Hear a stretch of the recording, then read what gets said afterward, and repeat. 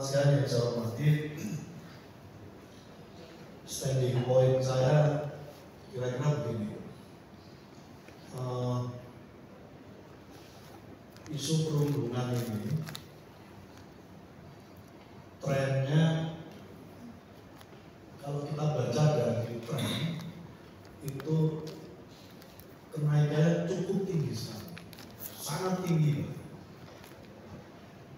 Jadi pada level ini kita bisa bilang bahwa sedang terjadi darurat bullying atau perundungan di lembaga-lembaga satuan pendidikan kita, baik sejak di level SD, SMP maupun SMA, dan bahkan yang terakhir kita ketahui bersama peserta didik program kedokteran spesialisasi bunuh diri karena bullying yang terjadi. Jadi catatan saya pertama, kita sedang memasuki situasi dan era di mana terjadi darurat bullying, tindak perundungan, di dalamnya macam-macam, baik yang verbal maupun non verbal, termasuk tindak kekerasan seksual yang terakhir menimpa anak SMP di Palembang yang diperkosa oleh temannya sendiri, 4 orang yang umurnya masih di bawah 14 tahun. Jadi kita sangat prihatin sekali terkait dengan tren yang begini sangat luar biasa. Ini catatan saya yang pertama mengenai tindakan ini. Karena itu saya berterima kasih diundang, karena kita butuh menyuarakan keras terkait dengan situasi darurat bullying, perundungan itu hari-hari ini. Karena itu saya sangat berharap teman-teman media bisa maksimal untuk memberitakan ini, dan saat yang sama kita minta pemerintah cepat merespon ini, dan apa yang harus dilakukan pemerintah ini jadi catatan saya yang depan. Yang kedua, kalau kita buka data yang dimiliki oleh KPAI per Maret 2024, KPAI menerima laporan 141 laporan kasus bullying, yang ini sebagian besar, hampir 95% terjadi di lingkungan pendidikan. Lalu ada 46 kasus perundungan, 46 kasus perundungan yang membuat korban harus kehilangan nyawa, dan ini tercatat juga di KPAI.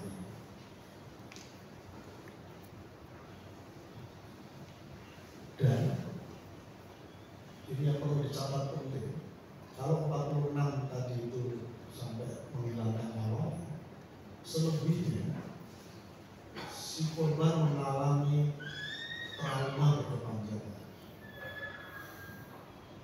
mengalami tingkat stres yang tinggi dan berkepanjangan, dan ini rata-rata menimpa anak-anak usia remaja. Ini penting sekali. Nanti Bu Tasik bisa menjelaskan bagaimana secara psikologis ketika anak mengalami trauma berkepanjangan, risikonya adalah ketika dia pulih berpotensi untuk berbuat yang sama terhadap sesamanya di waktu tertentu. Itu yang risiko panjang. Artinya tindakan bullying ini bisa beranak pinak, bisa menciptakan spiral bullying itu baru ketika para korban ini mengalami trauma panjang dan ada semacam perilaku yang akhirnya dilakukan dia sendiri dan akhirnya tertimpa pada pihak lain. Jadi catatan saya menyangkut soal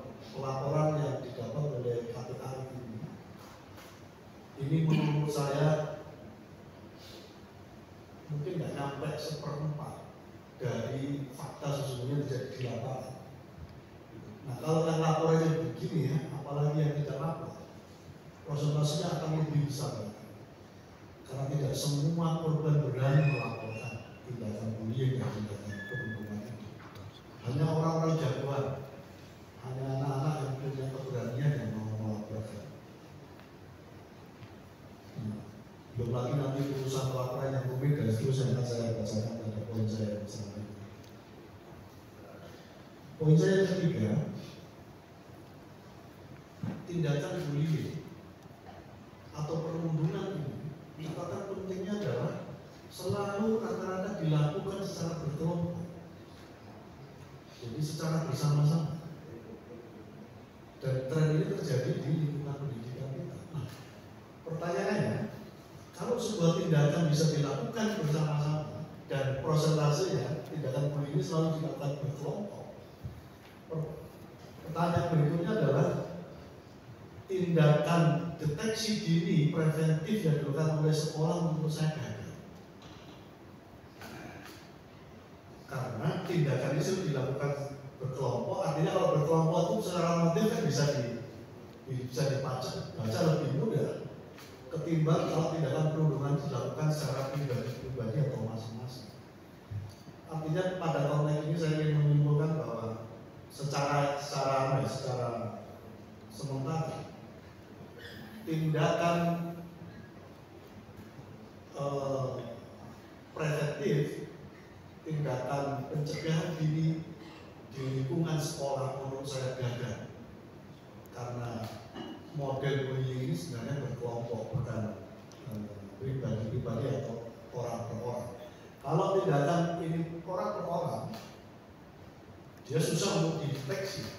Tapi karena ini dilakukan dilakukan secara bersama-sama, sebenarnya kalau deteksi dini sekolah itu canggih, berkelanjutan, serius, dilakukan pengawasan secara terus-menerus, bisa tidak ada kebobolan menurut saya.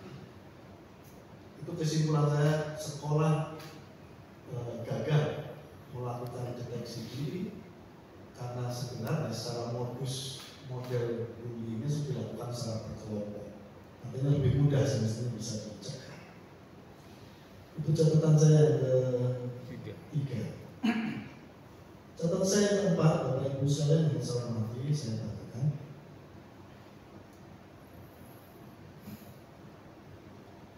saya menilai karena begitu mudahnya satuan pendidikan kita kebobolan menyangkut soal tindak bullying, kekerasan, perundungan ini, saya merasa Kemendikbud Ristek dan jajaran sampai pada level dinas, sampai pada level satuan pendidikan kita di sekolah-sekolah. Sejauh ini saya nilai upaya yang terstruktur, sistematis dan masif untuk mencegah perundungan ini belum dilakukan secara baik. Jadi itu kesimpulan saya sementara. Jadi tindakan yang semestinya terstruktur, sistematis dan masif yang bisa dilakukan oleh pihak Kemendikbudristek, Dinas Pendidikan dan sekolah belum berjalan dengan baik. Dan upaya penanggulangannya masih bersifat parsial dan sporadis, atau yang sering kita ingat hari-hari ini, no viral, no justice. Jadi kalau nggak viral nggak ditangani, kalau nggak viral sekolah nggak tahu kalau sudah ada masalah. Itu yang saya sebut kenapa tindakan sistemik, masif, dan terstruktur itu tidak diselenggarakan dengan baik. Dan bahkan hipotesa saya, kalau kejadian itu tidak viral, itu tindakan perundungan ini dianggap sesuatu yang sepele dan biasa-biasa saja. Menjadi penting ketika sudah viral, menjadi tidak penting ketika tidak viral. Nah, kesadaran ini yang saya kira menjadi PR kita bersama ke depan. lingkungan, tindak kekerasan ini betul-betul menjadi cermin peradaban kita hari-hari ini, menjadi cermin bagaimana transformasi pendidikan sedang kita lakukan. Bapak Ibu saya hormati, catatan saya kelima, apakah sudah ada regulasi yang mengatur soal ini? Sudah banyak. Kita bisa menyebut berbagai peraturan pemerintah, peraturan Kemendikbudristek, baik yang menetapkan 3 dosa besar di sekolah itu melalui Kemendikbudristek, Permendikbudristek. Ada 3 Kemendikbudristek yang mengatur sejak tindakan, pelarangan tindakan, sejak bagaimana si korban harus melapor dan siapa yang harus menangani, peran apa yang dilakukan oleh sekolah dan seterusnya. Ada Permendikbud yang mengatur itu semuanya, baik Permendikbud nomor 46 tahun 2023 maupun Permendikbud yang lain yang mengatur terkait dengan ini semuanya. Tapi catatan pentingnya menurut saya adalah semua regulasi itu tidak mencukupi untuk merespon berbagai tren kenaikan yang cukup tinggi dari tingkat kekerasan ini. Jadi poin saya adalah masalahnya bukan di regulasi. Mas Menteri nanti boleh bikin banyak regulasi sampai masa jabatannya nanti berakhir, tapi publiknya tidak di regulasi itu sendiri, tapi bagaimana implementasi kebijakan tersebut di lapangan dan bagaimana kebijakan itu diorganisir secara baik, pihak mana mengambil peran apa, evaluasinya seperti apa, jangkanya seperti apa, dan dilakukan secara reguler pengawasannya dan seterusnya. Sekali kalau ada pertanyaan apakah ada regulasinya, jawabannya ada. Tapi sekali lagi levelnya tidak lagi soal regulasi. Kita apresiasi ada regulasi, tapi yang lebih jauh penting dari urusan regulasi adalah soal implementasi dan cara mengorganisasi bagaimana supaya kebijakan atau regulasi itu membumi terlaksana secara baik dan menurunkan tren dari tindak bullying atau perundungan ini. Kalau hari ini trennya naik, berarti regulasi hanya menjadi regulasi, implementasi menjadi persoalan. Karena saya yakin ketika regulasi ada, implementasinya baik, terorganisir dengan baik, pasti trennya akan turun. Tapi yang terjadi sekarang sebaliknya, di mana tindak perundungan ini trennya semakin naik. Bapak Ibu saya hormati, ini nggak apa agak panjang nih, karena saya punya kepentingan betul untuk isu ini. Di dalam Permendikbud nomor 46 tahun 2023 ada salah satu pasal yang di situ disebutkan pemerintah membentuk Satgas Pencegahan dan Penanggulangan Kekerasan di Lingkungan Sekolah (PPKS), baik di level Pemda dan pembentukannya juga nanti sampai pada di level daerah. Tapi pertanyaan saya, kira-kira Kemendikbud punya data tidak? Berapa Pemda yang sudah membuat Satgas itu? Pertanyaan lanjutannya, apakah Satgas sudah bekerja secara efektif atau hanya sekedar dibentuk? Itu pertanyaan-pertanyaan lanjutan yang saya sebut sebagai semestinya Kemendikbud melakukan pengorganisasian besar sebagaimana Kemendikbud sebagai rumah besar pendidikan kita. Tahu detail mana Pemda yang sudah membentuk Satgas, mana yang belum, yang sudah membentuk Satgas Pemdanya Satgasnya sudah bekerja sesuai dengan yang sesuai dengan targetnya atau tidak, dan seterusnya. Itu sekali lagi menjadi PR dan semestinya bisa dievaluasi terus-menerus oleh pihak pemerintah dalam hal ini.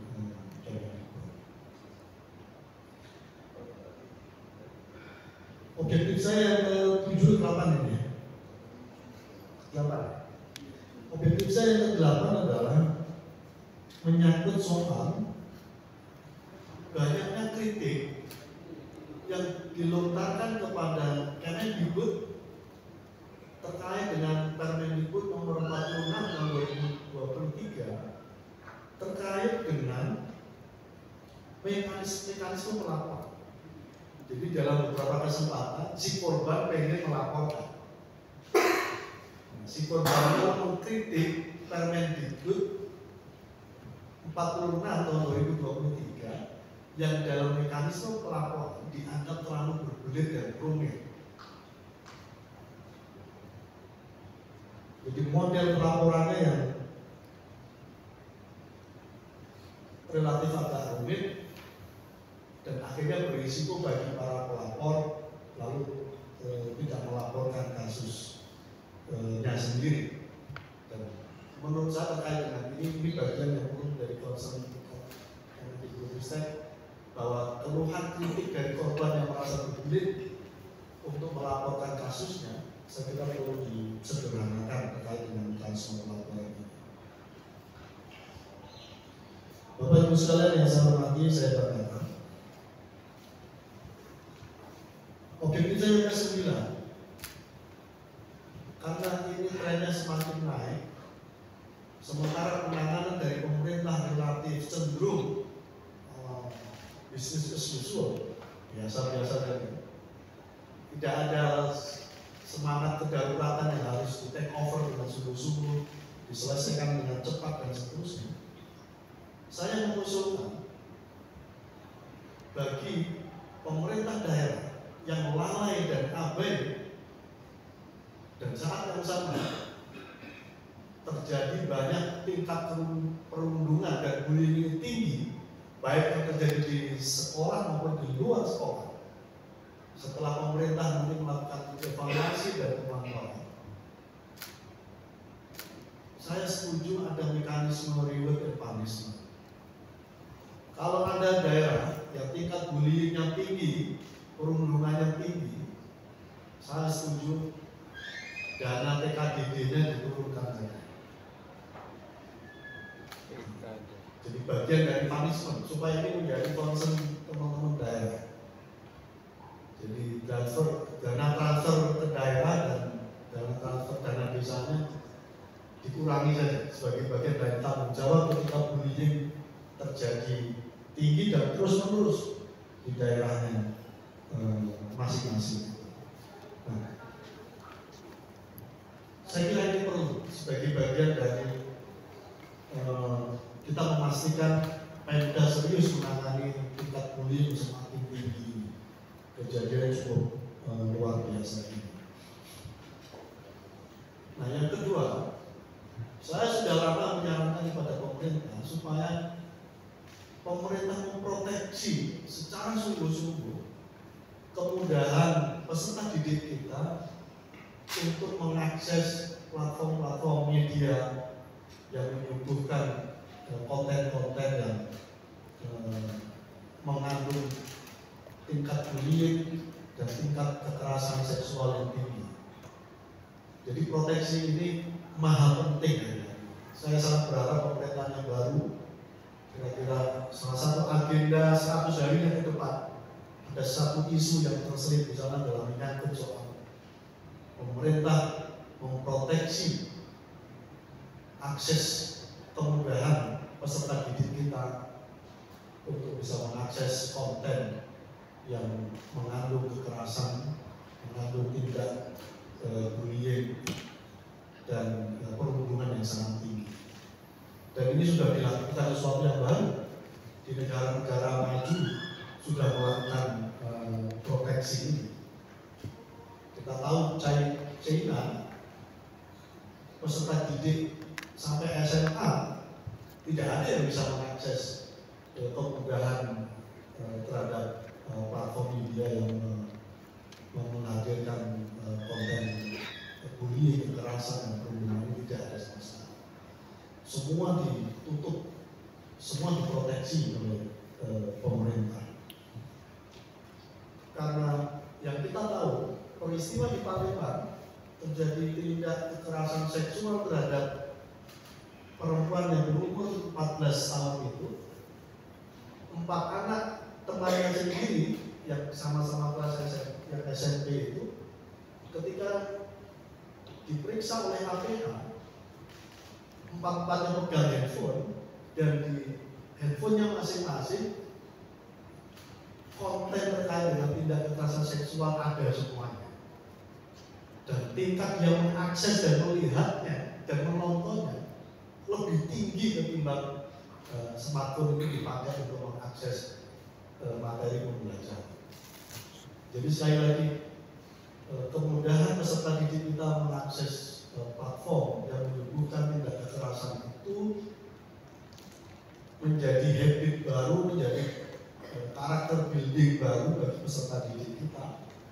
Kan begitu mudahnya mereka melakukan tindak kekerasan seksual, begitu mudahnya mereka berujar dengan ujaran yang tidak pantas hari-hari ini yang kita rasakan.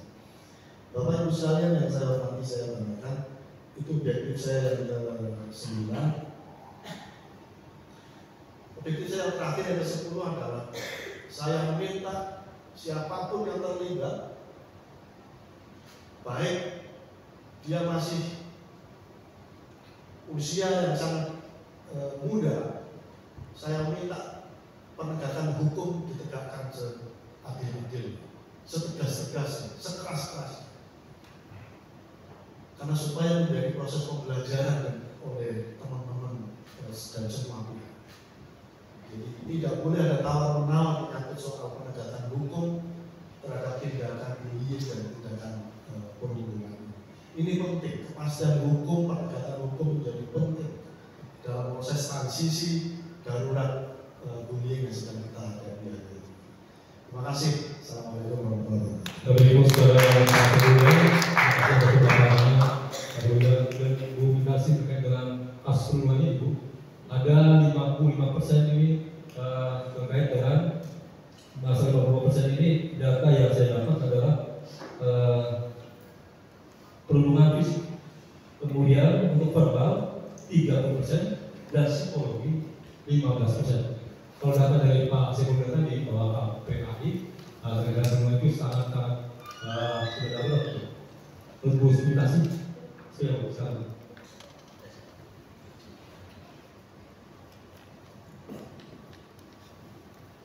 Yang terhormat, Pak Iri, Pak Uda, saudara-saudara wartawan sekalian. Assalamualaikum warahmatullahi wabarakatuh. Waalaikumsalam.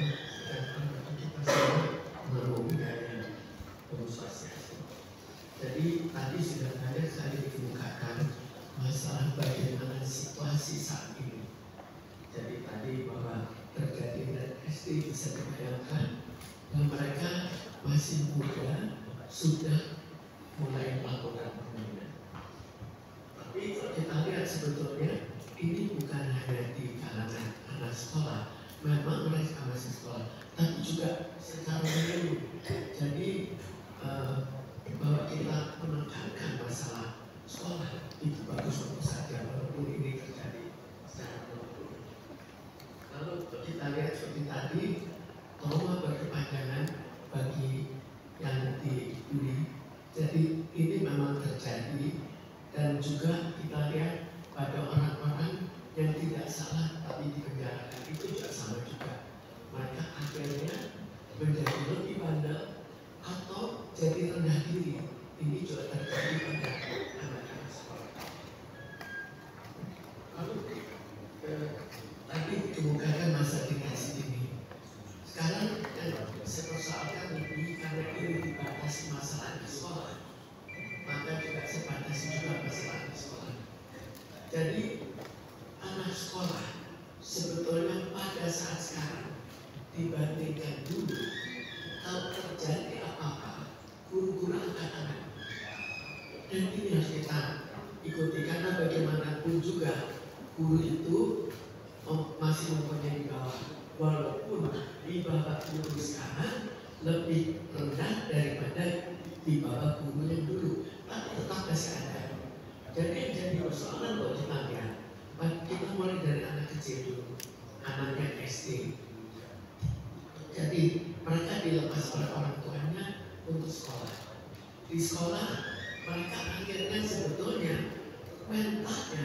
tidak diatasi, itu jadi persoalan. Jadi sebetulnya kalau sudah seperti ini perlu seperti tadi sudah diucapkan adanya deteksi dini.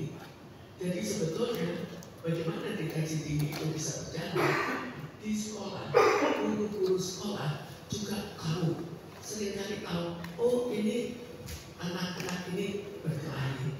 Bahkan dulu sekali terjadi bahwa anak sekolah berkelahi sampai meninggal. Tapi kenapa kok guru-guru diam? Jadi kita langsung kembali. Apa sih penyebabnya? Kok guru-guru kok angkat tangan? Itu kan masalah pendidiknya. Ternyata dari guru juga mempersoalkan kalau dia terjun dan kebetulan ini anak orang yang berkuasa, maka dia bisa dipecat. Jadi kita jangan melihat hanya dari satu segi, dari segi guru, tapi kita lihat lagi kenapa guru tidak mau. Dan ini harus kita kembalikan. Guru harus kembali untuk mengatasi anak-anak sekolah, dan hambatan yang dirasakan oleh guru itu harus juga dibantu. Jadi jangan kita sekedar peraturan itu bagus sekali, tapi pelaksanaan tadi juga dipersoalkan. Pelaksanaannya bagaimana?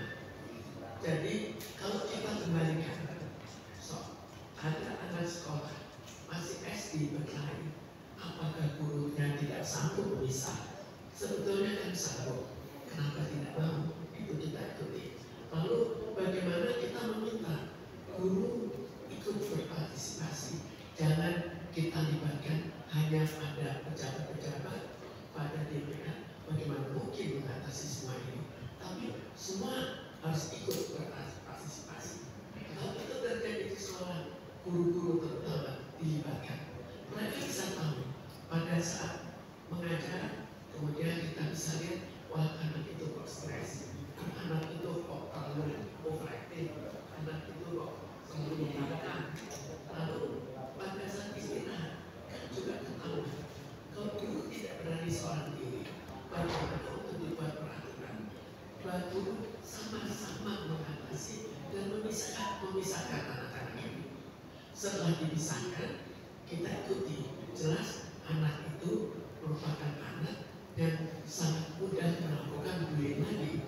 Maka terjadilah deteksi ini pada anak itu dilakukan secara khusus, dilakukan kerjasama untuk mengatasi problem apa, lalu orang tuanya ikut dilibatkan, lalu juga kalau memang terjadi sesuatu ya terpaksa hukum juga harus dijalankan. Jadi hukum juga jangan biarkan saja, oh tidak mau ikut campur. Hukum harus, tapi bagaimana akhirnya DPR juga ikut mengatasi supaya terjadi keadilan dalam hukum itu.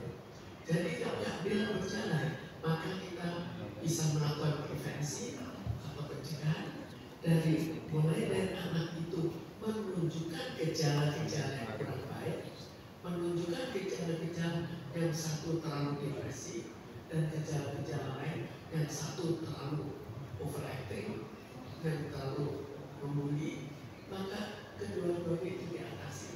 Jadi ada tim dari guru yang mencoba mengatasi. Jika tidak berhasil, baru diserahkan pada instansi yang lebih tinggi, mungkin pada mereka yang menguasai bidang kejiwaan. Karena di sini adalah menyangkut cost efektif. Kalau kita melihat secara massal, jangan kita lupakan bahwa kita harus dengan dana semurah mungkin mengatasi. Karena itu mulai dari guru kan bisa menjaga secara ekstra. Ini ada masalah kan, kalau mau tetap bisa, tapi hambatan dari guru itu tetap dibantu. Lalu dibantu oleh siapa? Termasuk dibantu oleh aparat. Aparatnya sendiri kalau ada apa-apa jangan angkat tangan, jangan ya bergantung siapalah, anak siapa. Itu suatu yang sangat sering terjadi bahwa anak siapa itu bisa bebas, anak siapa yang akhirnya tidak bebas. Jadi kita lihat apa yang terjadi di kalangan murid-murid itu. Kalau itu anak dengan anak seorang yang berkuasa, maka dia beranggapan, oh saya belum tentu akan masuk penjara. Tapi anak yang dari masyarakat kemudahan, dia beranggapan saya di luar juga susah kok. Jadi kalaupun di penjara juga tidak terlalu berbeda. Jadi kalau ini kita lakukan, itu kita lanjutkan pada level lebih tinggi, maka sebetulnya bukan teratasi, tapi berkurang. Kenapa? Karena masalah yang menyebabkan emosinya terlalu membara, terlalu emosional, itu bukan hanya keadaan di sekolah, tapi termasuk keadaan di luar sekolah, termasuk bagaimana